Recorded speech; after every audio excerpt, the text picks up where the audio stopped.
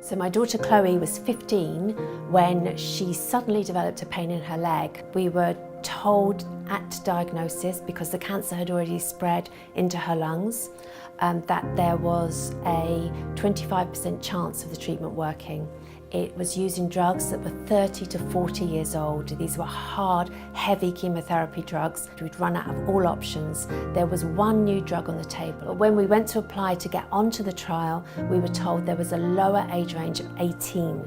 Chloe was 17 3/4. A lot of clinical trials traditionally, and for no really good reason, start at the age of 18. I think it's been more an artificial barrier. It's easier to do it above the age of 18. It's our comfort zone. Chloe could not get onto that trial until she was 18.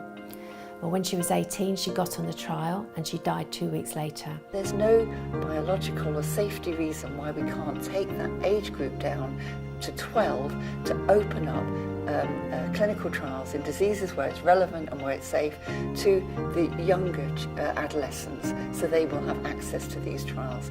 The drug development process for pediatric cancer is a very complex issue. There are many different types of cancer and very few patients in each type of cancer, which makes it challenging to have a sample of patients. You hear this on the news all the time, blockbuster drugs. It seems like tomorrow cancer is just going to be a chronic disease.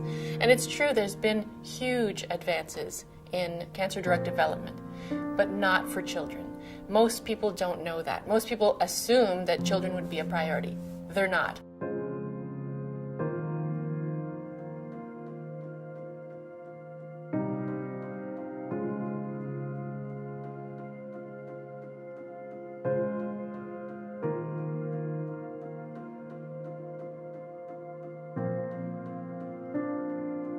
So the issues are complex, these things are, otherwise change would have happened. But there is one single thing that can be done right now that would make a massive difference for fewer children dying of cancer in the future, and that is to get rid of the 18 lower age limit to access clinical trials. We know now, more than we did many years ago, that it is safe to protect our children through research, if you like. They shouldn't be protected from research, they should be protected through research. The real problem of getting teenagers in adult trials is that it's a matter of mentality.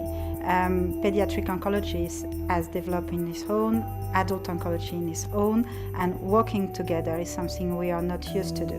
We need better and stronger partnership between the scientists, between the clinicians, and the pharmaceutical company, because clearly we need to significantly improve the way to choose, oh, this drug should be developed and this one should not. So the science is evolving, so as we learn more about the underlying drivers of pediatric oncology, and as we identify more targets that we can drug, that's one way that we will foster development of new agents, but also a willingness and an openness on the part of industry and to have this multi-stakeholder collaboration, so that when we do identify a target that's relevant in a pediatric malignancy, that we can foster the development of that drug. There is a need for coming together across Europe and even across the world. Parents, patient advocates, NGOs,